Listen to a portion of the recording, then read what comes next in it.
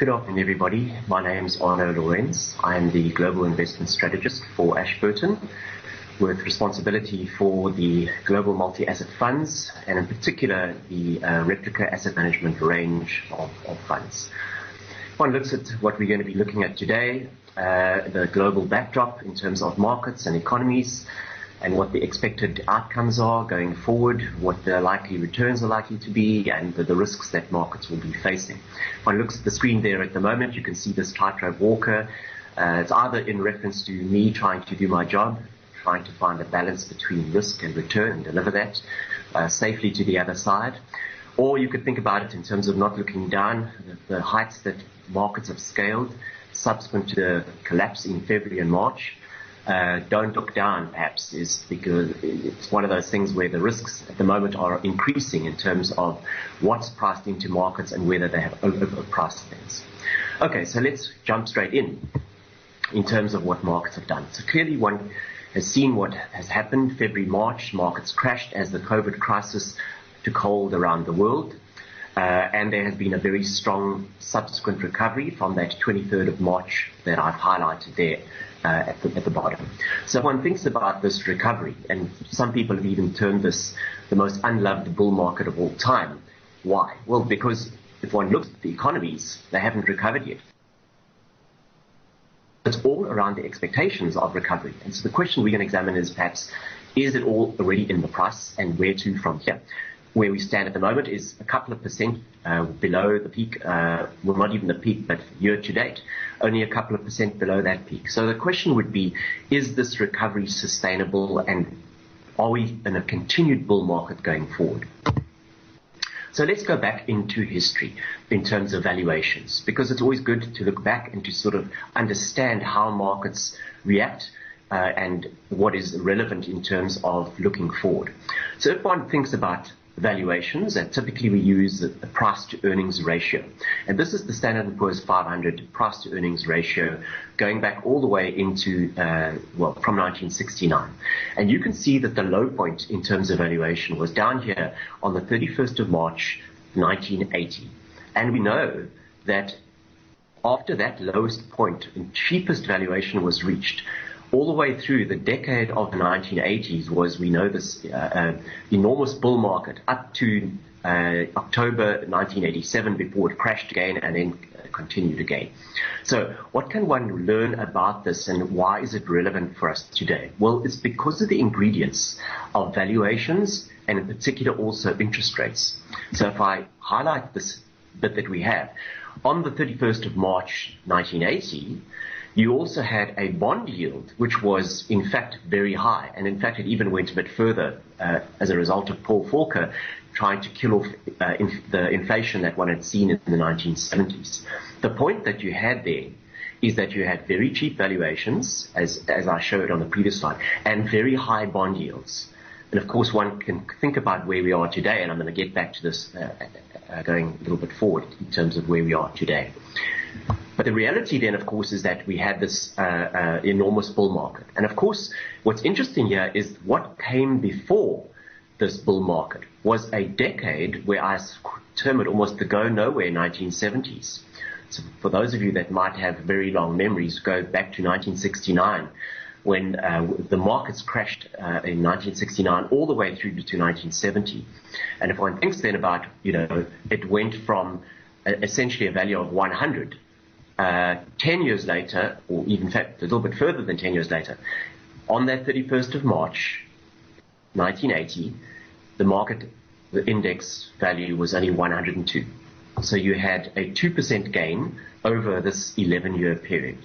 If one thinks about what that would imply in terms of what did investors try to do, and in terms of looking at various assets, so for example, looking at commodities and so forth, or if one looked at bond yields as well.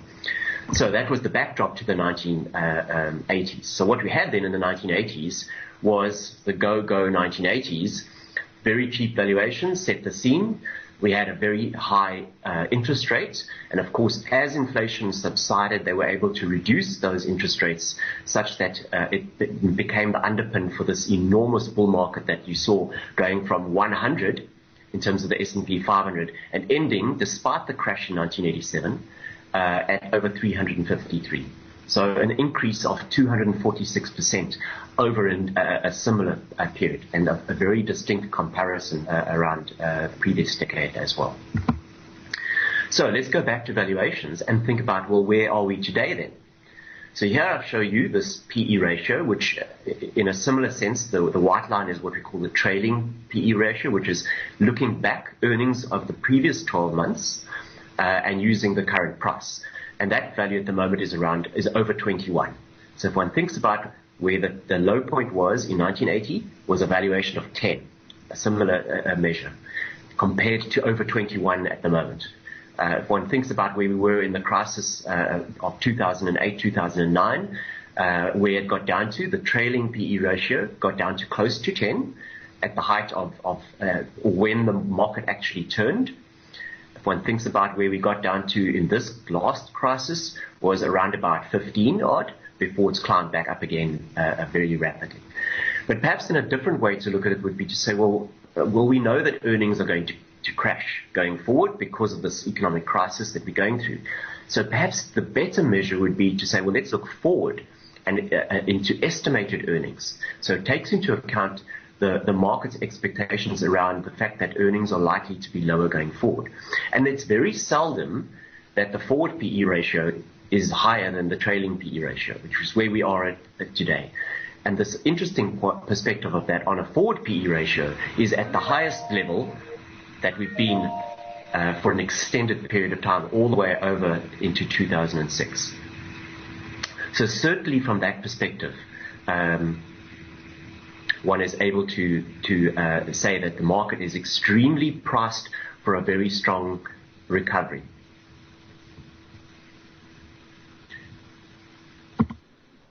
One thinks about then this comparison to the 31st of March 1980, is we have this essentially a combination of cheap valuations, very high bond yields, whereas today we have very expensive valuations and we have very low bond yields.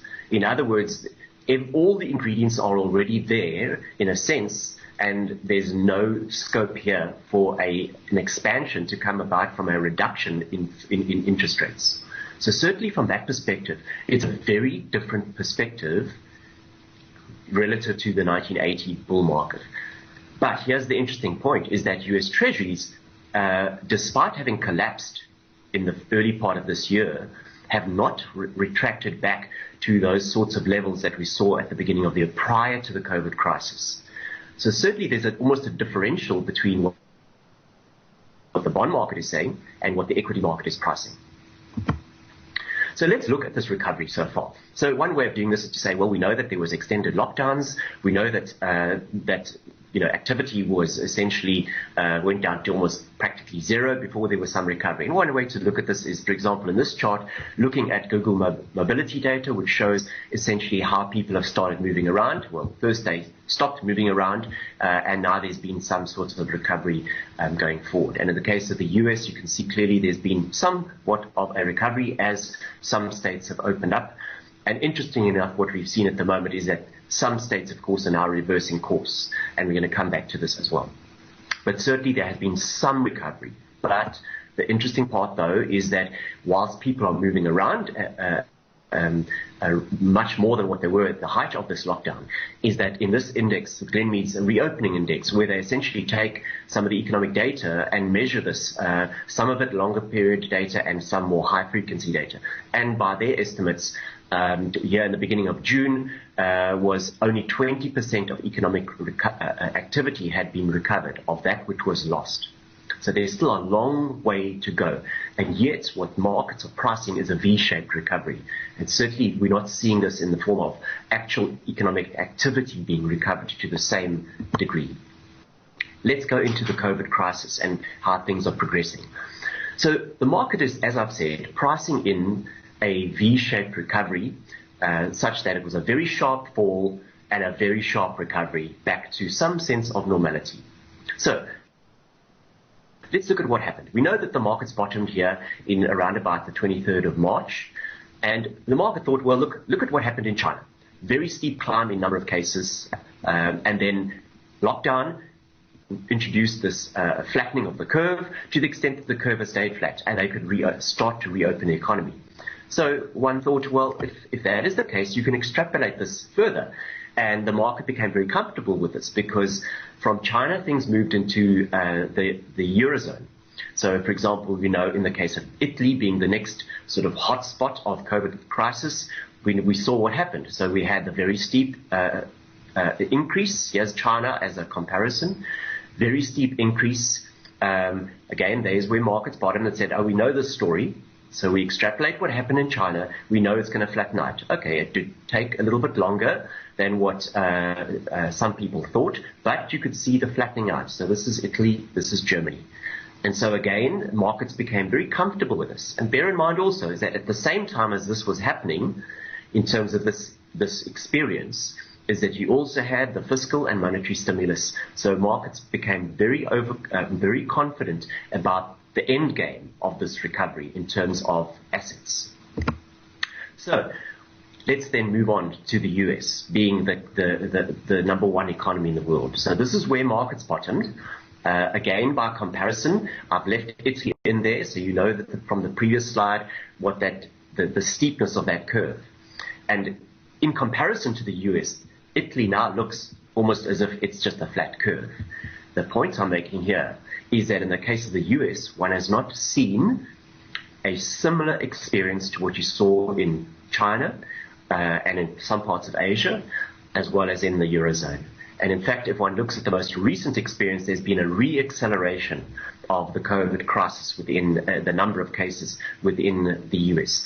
And so certainly, despite the fact that you've had the US and certainly the US president calling for the reopening of the economy such that the economy could get back to normal, is that it's highly unlikely that economic activity in this sort of environment, where in fact it appears to be getting worse and certainly hasn't seen a flattening of a curve, is unlikely to see an economic recovery to the extent that the markets are pricing. And so certainly what I've also highlighted here is the case of Brazil, as well as some Asia-Pacific nations, so in particular around South Asia. And you can see they are nowhere close to seeing a flattening of their COVID crisis. And so this is then, of course, the global totals. So this is where markets bottomed, and certainly around those expectations of a flattening of the curve. This is the total number of cases. And this slide at the bottom here is the daily number of new infections. And so certainly this is where markets bottomed, and they thought they got this right because the number of cases globally seemed to be stabilizing. Having said that, is you can see this most recent acceleration, and this is where the worry is that in fact it's still a long way to go before this COVID crisis is anywhere close to being resolved.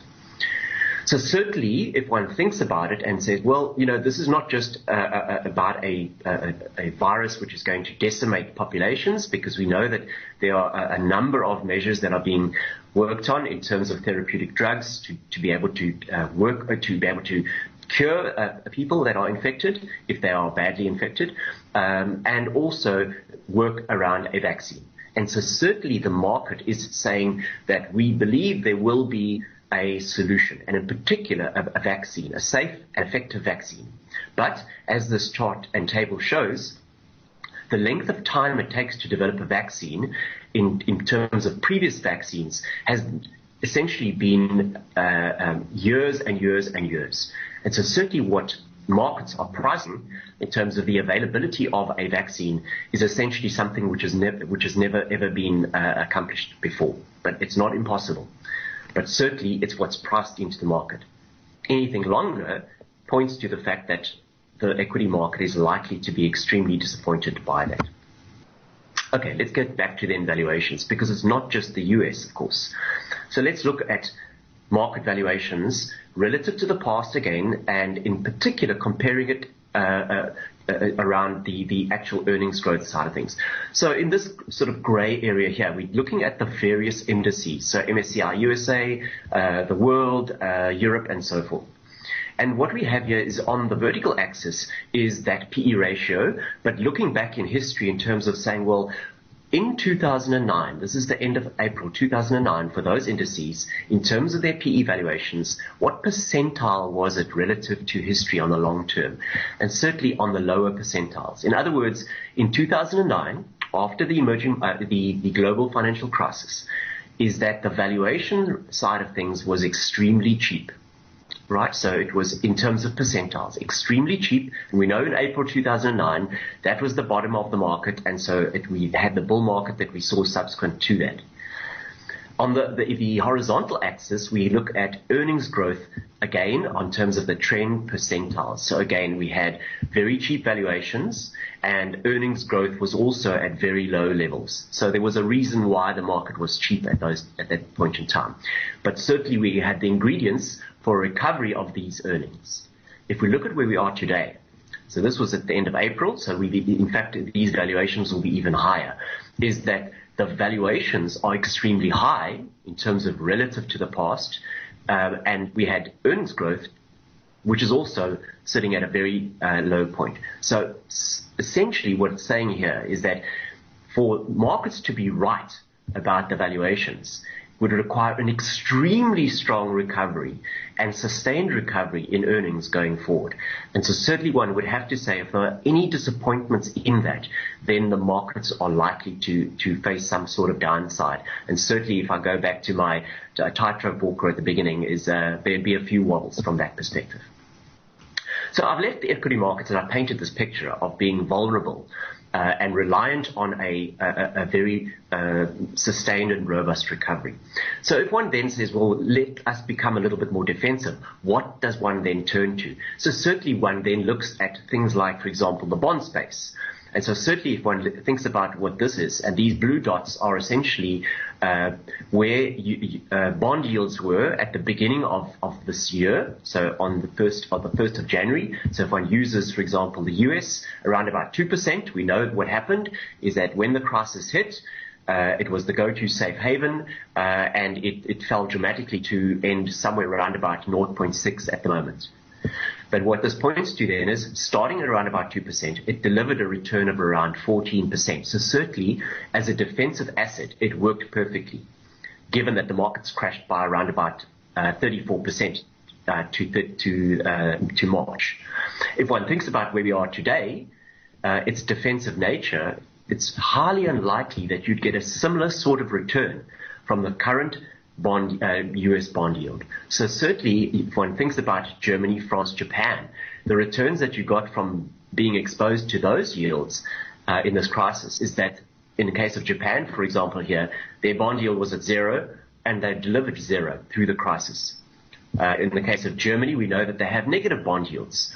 And so certainly they went even further negative and delivered a return of around about 3%.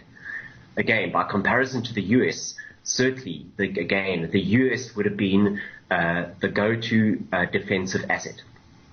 So where we are today, it points to the fact that if one wants to become defensive, one has to start looking elsewhere. And so certainly one thinks about things like gold as being a possible safe haven. And then if we think about TIPS, and those are inflation-protected securities, certainly, again, one would want to start being exposed to those assets if one wants to be in a defensive fund. Like, for example, the replica fund is a more typically defensively orientated type of global multi-asset fund. One area we've also looked at as well is starting to look at those regions in their bond space which are offering higher yields and would potentially be an alternative safe haven as well. And I'll come back to this as well. So this crossroads that we have at the moment in terms of pricing a recovery, and a lot of it is premised on the fact that an enormous amount of fiscal stimulus is being applied into the global economy. We can see this in terms of the fiscal balances for developed markets in particular, as well as emerging markets and low-income economies. The point that I make here, and on the right-hand side here, is I reference South Africa. Because essentially what we've seen is an explosion of the fiscal deficit. But one thing we know is that a lot of these emerging markets and low-income countries are the ones that least can afford it. And what it points to then, of course, is, well, who pays for it? And so certainly if one goes back into previous eras when there was these explosions of fiscal deficits, is that it ultimately can result in things like, for example, higher taxes and subsequently even higher bond yields. And so certainly in the case of South Africa, if one looks at this, is that it's the financial system that must take up this increased supply of bonds into the market. And so certainly in the case of South Africa, as an aside, one would certainly expect that the bond market itself is going to be inundated with an enormous amount of supply. And it's one of the reasons why bond yields are unlikely to be in a sustained bull market in a South African context. Having said that, in the replica range, we don't have any exposure into South Africa. So one of the fears that comes about in a global context, of course, is that, well, with fiscal deficits expanding enormously, should we be worried about inflation? And so certainly the monetization of these fiscal deficits is an issue and is causing some worries around inflation. And so certainly it's something that one can see, for example, in the gold price. Having said that, the old relationship between money supply and inflation is one of those things that, if one goes back to Milton Friedman, who referenced this by saying inflation is always and everywhere a monetary phenomenon. But as shown in this chart, over a long period of time, the last 30 years, there has been a breakdown between that relationship in terms of inflation itself and the money supply. And so certainly, even though we've seen an enormous increase in money supply over the last number of years, it has not resulted in inflation. But the point would be that the fears of inflation going forward is likely to become an impact in the markets. So what about those alternative assets that I referenced in terms of, defensive orientation? Perhaps is it into emerging market bonds? And this is what we call the MB spread. So it is the spread between a basket of emerging market bonds and the US Treasuries. And so certainly one sees in times of crisis like 2008 and in in early 2000s, and similarly in this crisis, is that spread widens substantially, and now it seems to be past its worst, in the sense of this belief that we passed the worst as far as the economic crisis is concerned. And so again, I'm going to say, well, let's question whether that is true or not. So let's look at the COVID experience in some of these cases. And so again, if one references Italy, and again, if I use that flattening of the curve, look at what is shown here in terms of Mexico, South Africa, and Colombia. And in particular, we know this is the experience in Latin America, and certainly Africa and some parts of South Asia as well. For example, India and Bangladesh in terms of this. So certainly it's nowhere near the end for these emerging markets. And so certainly they will be vulnerable to some sense of acceleration in this economic impact. But having said that, as markets tend to do, they look forward, they price the risks, and so certainly at some point in the future, these emerging market bonds are likely to find some equilibrium between balancing these COVID fears, the fiscal deficit side of things, and perhaps even the social unrest that, as we are starting to see in some Latin American countries in particular. And so certainly at some point in time, you will find that those yields are going to be very attractive, especially given where you have developed market bond yields. So if I put this all together in a sense of a summary, is on the equity space, this enormous liquidity that is being pumped into the global economy, it will be an underpin. So these high valuations are likely to persist. But the fact that you have these valuations pointing to a perfect V-shaped recovery does mean that the markets are likely to be vulnerable to bouts of volatility on the downside. But because of the lack of alternatives, they will probably have these very strong recoveries. But certainly volatility will be there, especially if there are disappointments around the COVID crisis. In terms of global interest rates, they are likely to remain low for an extended period of time, and certainly will be an underpin for a valuation basis in the sense of low interest rates imply higher values. But importantly, though, is that with the higher fiscal deficits, it does mean that as these deficits expand and as money supply expands, it does mean that the debt burden of these countries at a sovereign level will mean that if they have to be financed at higher rates, it will point to a crisis at some point in time. So I point this to a crucial inability to raise rates substantially once and if they do need to do this. The lack of defensive alternatives. So the zero bound is a detractor for developed market bonds. One would not want to go and buy a bond that is yielding negative or even close to zero, purely just to be able to, as a safe haven, in the sense of you're not going to get any capital gain out of it.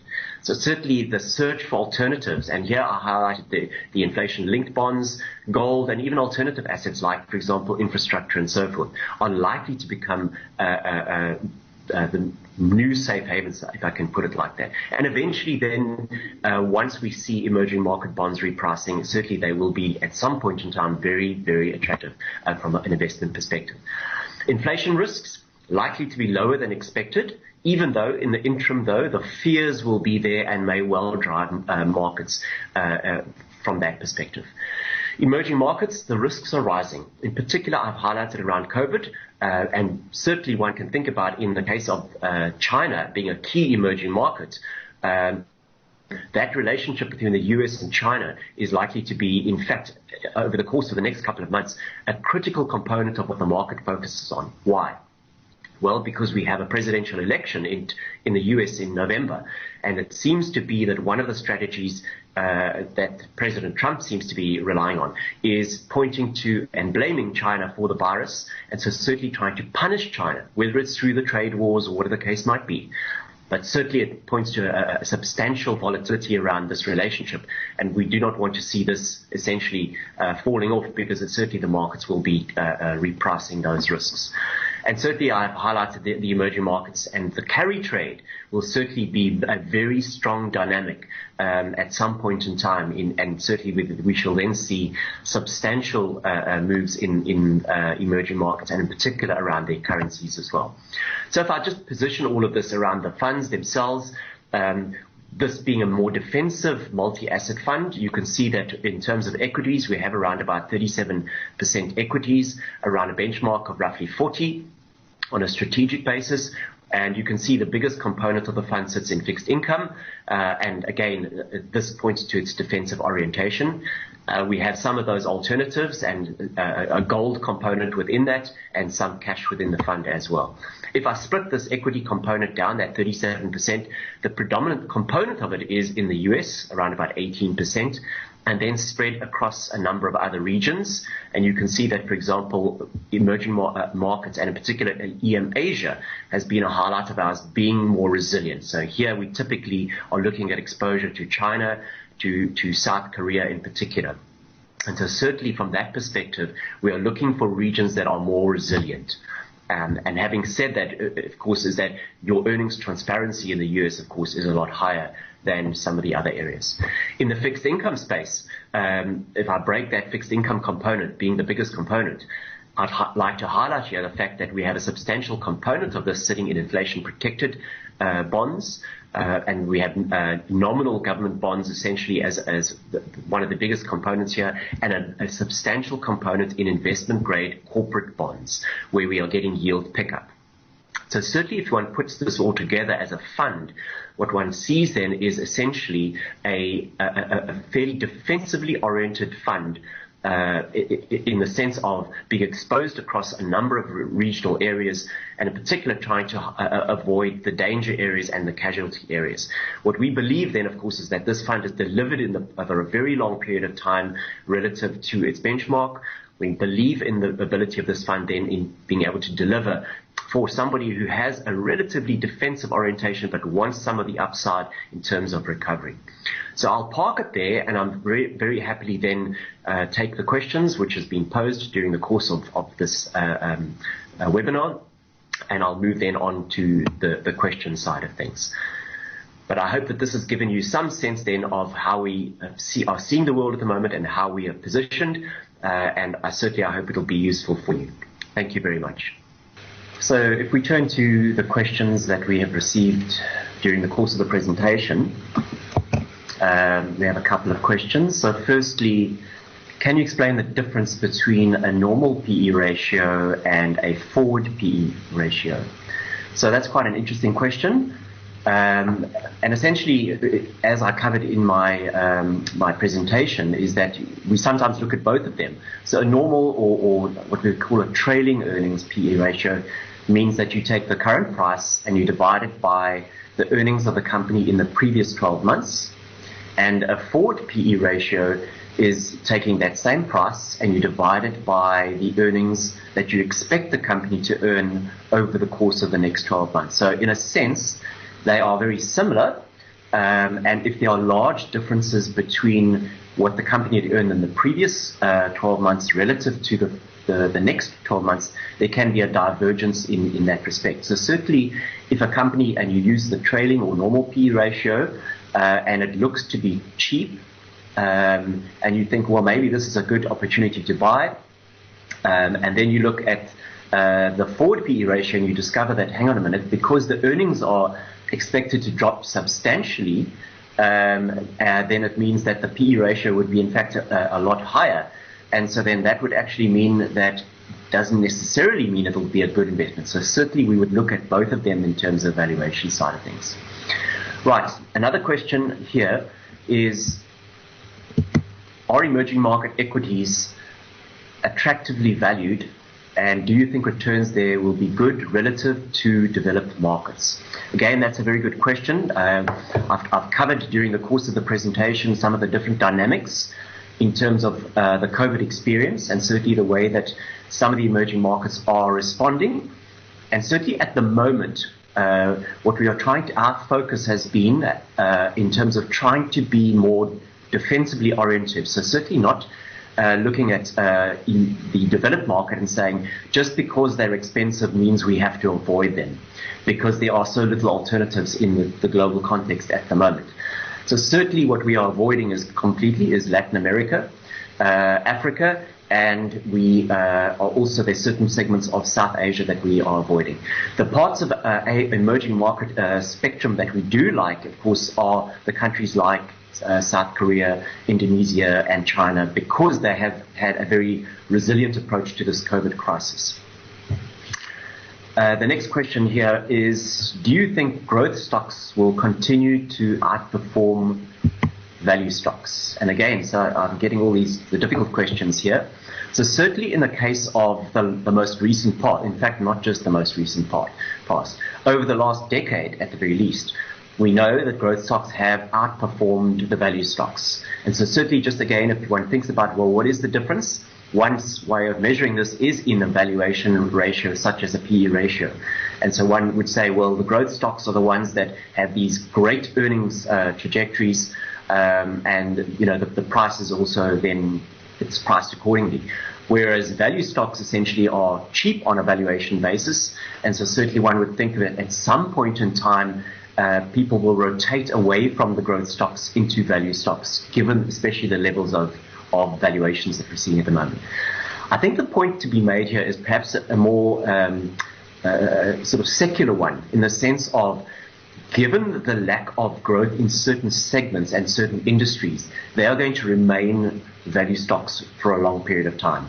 And the market will instead, in my mind, focus on not necessarily an valuation side of things, but more in terms of resilience of earnings, in terms of, with this change of the world, and it may last for quite some time, are these businesses which are going to be able to ride out the storm? And it's not just about valuation. So it's almost, in a sense, is you get what you pay for here, which is, yes, it's perhaps highly valued, it's a growth stock, and we expect it to continue growing and will be resilient going forward. And so certainly there will be a favor towards that, especially also in a situation where you have very low interest rates, and that is a key factor in terms of the value, the discounting rate in terms of stocks that have high earnings trajectory.